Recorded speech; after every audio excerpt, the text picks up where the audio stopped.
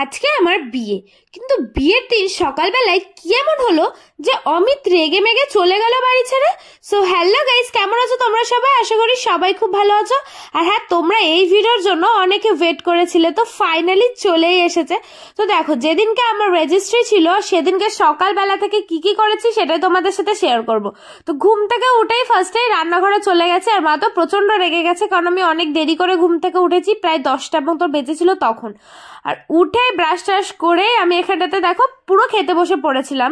আর মা এখানটাতে করেছিল আলুর দম, আর তার সাথে কড়াইশুটির কচুরি মতো করেছিল, আর রুটি করেছিল বাপির জন্য। আর বাপি তো এখানটাতে বসে বসে বাজারের হিসাবগুলো করছিল, আর আমি তো তাড়াতাড়ি করে খেতে বসে পড়েছিলাম কারণ আমার খুব খিদে পেয়ে গেছিল। যতই দেরি করে উঠি ঘুম থেকে, আমার কিন্তু খিদে পাবেই সকালবেলায়। আর আমি রুটি না খেয়ে কড়াইশুটির কচুরি খেয়ে নিচ্ছিলাম। এখানে তো মা আর বাপি দুজনে মিলে ফর্দ লিখছিল আর হিসাবগুলো দেখছিল, আর আমি তো কিছু বক বক না করেই একদম খাওয়ার দিকে ফোকাস দিয়েছি, কারণ আমার হচ্ছে খাওয়াই মেন মোটিভ। তো এখানটাতে দেখো ডিমও ছিল সাথে, তো আমি হাফ ডিম খেয়েছিলাম, পুরোটা আর খেয়েছিলাম না। আর তারপরে বাপি বাজার করে কিন্তু বাড়ি চলে এসেছিল। এখানটাতে দেখো কতগুলো ব্যাগ নিয়ে গেছিল বাজার করতে। বাপি সব কেনাকাটা নিজেই করেছে, কাউকে নিয়ে গেছিল না। আর এখানটাতে দেখো বাপির হাতে যেহেতু একটু সমস্যা আছে, তোমরা সবাই আমাকে জিজ্ঞাসা করো যে তোমার বাপির হাতে কি হয়েছে, তো তোমাদের আমি একটা ভিডিওতে একদিনকে সব ক্লিয়ারলি ভাবে বলে দেবো। এখানটাতে বাপি অনেক কষ্টে ওই হাতটাতেই ব্যাগটা নিয়েছিল, কারণ আমি নিতে বলেছিলাম যে একটুখানি কষ্ট করে নাও। আর কি কি এনেছে তোমাদেরকে একটুখানি দেখিয়ে দিই। এখানেতে আলু, পেঁয়াজ, মানে অনেক রকম সবজি টবজি এনেছে, আর আমি ডিটেলসে বললাম না কি কি এনেছে। আর তারপরে দেখে এখানটাতে নিয়ে এসেছে মাংস, অনেকটা পরিমাণেই নিয়ে এসেছে।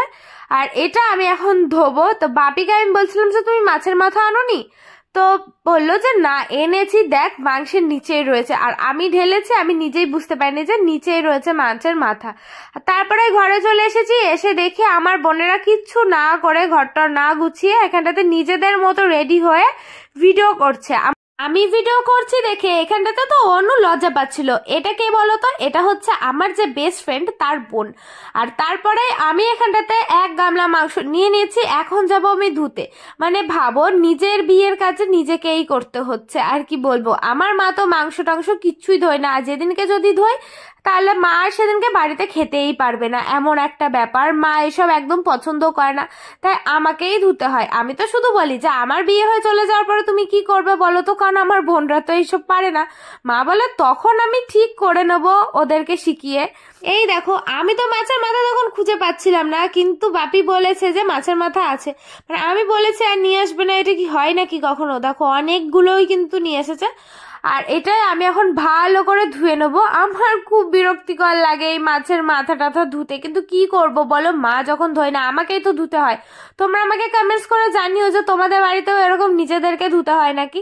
আমি এখন অনেকক্ষণ ধরে পরিষ্কার করে করে ধোবো। আর মাংসগুলোর মধ্যে কিন্তু অনেকগুলো লেগ পিস ছিল, যেটা আমার one of the most favourite. আর আমার মাংস ধুতে এত টাইম লাগে, তাই আমি আমার বান্ধবীকেও কাজে লাগিয়ে দিয়েছিলাম। একসাথে দুজনে মিলে ধুয়ে রেডি সেডি হয়ে এখন কিন্তু আমরা বেরিয়ে পড়েছি পার্লারে যাওয়ার উদ্দেশ্যে, কারণ আমার চুলটা বাঁধতে হবে, একটুখানি ক্রিম্পিং করব। সুন্দরভাবে না সাজলে হয়, বিয়ে বলে কথা। তো পার্লারে ফাইনালি চলে এসেছি। আর গিয়ে দেখো, এই যে ইনি হচ্ছে আমার প্রিয় বান্ধবী, সেই ক্লাস 8 থেকে ও আমার বেস্ট ফ্রেন্ড। ওর সাথে আমার অনেক দিনকার সম্পর্ক। আর তারপরে এখানটাতে দাঁড়িয়ে আমি একটুখানি স্টাইল মারছিলাম, কারণ পেছনের ব্যাকগ্রাউন্ডটা দারুণ ছিল। আর যেহেতু আমি সুন্দরভাবে সেজে গুজে গেছিলাম না, একদম পাগলি বেসে গেছিলাম, তাই আমি একটা ভিডিও বানাইনি। আর দেখো, আমার চুলটা কিন্তু ফার্স্টেই কার্ল করে নিয়েছিল, কারণ একটা বান মতো করতে চেয়েছিল দিদিভাইটা, বাট আমার না একদম ভালো লাগছিল না। আমার মুখের সাথে কার্লটা একদম মানাচ্ছিল না, মনে হচ্ছিল পুরো কাকের ভাষা মাথায় হয়ে গেছে। আর আমি যখন অমিতকে বলেছিলাম যে আমি এরকম ভাবে চুল বাঁধছি, ওটা একদমই পছন্দ হচ্ছিল না, তাই আমি আবার চুলটা পুরো খুলে দিদিভাইকে বললাম যে তুমি আমার চুল জাস্ট ক্রিম্পিং করে দাও। আমার কথা মতো দিদিভাই অনেকক্ষণ ধরে ধৈর্য সহকারে ক্রিম্পিংটা করে দিল, কারণ একবার কার্ল করার পরে ক্রিম্পিং করতে একটুখানি সমস্যা হয়, কতটা টাইম যায়। তো কি আর করব, যেহেতু আমার মুখের সাথে মানাচ্ছিল না, তাই ফের আবার সবকিছু করতে হলো। আর এই দেখো, আমার কিন্তু ক্রিম্পিং এখানটাতে হয়ে গেছে। আর এখন আমি বলছিলাম যে আমি কিছুই করবো না, কারণ আমি প্রচন্ড লেট হয়ে গেছি, বারবার করে শুধু ফোন এসেই যাচ্ছিল।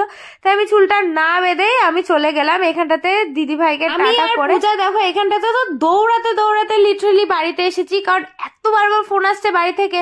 আমাকে তো ফোন করে খালি অমিত বকা দিয়ে যাচ্ছে যে কতক্ষণে হবে কতক্ষণে হবে। আর এই যে যা যা আমি পরবো সব গুছিয়ে রাখাই ছিল। আর আমার মাসি আমাকে তাড়াতাড়ি করে রেডি করে দিচ্ছিল, কারণ নিজে রেডি হতে গেলে আমার প্রচন্ড টাইম লাগতো। আর আমি একদমই কোনো মেকআপ টেকআপ কিছুই করেছিলাম না, জাস্ট শুধু লিপস্টিকটা পরে নিয়েছিলাম আর একটুখানি আইলাইনার পরেছিলাম, কারণ এতেই আমাকে বকা দিয়ে শেষ পাচ্ছিল না। আর যদি আমি মেকআপ টেকআপ করতাম তাহলে কত না লেট হয়ে যেত। আর এখানটাতে দেখো আমার মাসি বোনের জন্য একটুখানি দুধ গুলিয়ে যাচ্ছিল, কারণ আমাদের ওখানটাতে গেলে অনেক টাইমও লাগতে পারে যেহেতু অনলাইনের ব্যাপার। আর এই যে আমি ফুল রেডি হয়ে গেছি, আমাকে কেমন লাগছে তোমরা কিন্তু অবশ্যই কমেন্ট করে জানাবে। একদম সিম্পলের মধ্যে থাকার চেষ্টা করেছি। আর তারপরে যাওয়ার আগে মাকে প্রণাম করে নিলাম। আর বাপি যেহেতু বাড়িতে ছিল না, বাপিকে ফোন করেছিলাম, বাপি আসতে সন্ধ্যা হয়ে যেত, তাই ভাবলাম যে একবারে আগে কাজটা সেরে আসি তারপরে এসে বাপিকে প্রণাম করব। আমি তো ফুল রেডি হয়ে গেছি, কিন্তু দেখি আমার বোনই রেডি হচ্ছে না, মানে ওর এত টাইম লাগছিল রেডি হতে। আর এখানটাতে তো অমিত রেগে পুরো ফায়ার, ও তো লাস্টে আমাকে ডাকতেই চলে এসেছে যে আর কতক্ষণ লাগবে, কারণ ফোন করে করেও পুরো ফেড আপ হয়ে পড়েছিল। তারপরে যাওয়ার আগে মাসিকে প্রণাম করে একটুখানি আশীর্বাদ নিয়ে নিলাম, তার মাকে তো আগে প্রণাম করা হয়ে গেছে। তারপরে মা বললো যে অমিতের সাথে একটুখানি ফটো তুলবে, মা মাসি দুজনে মিলে।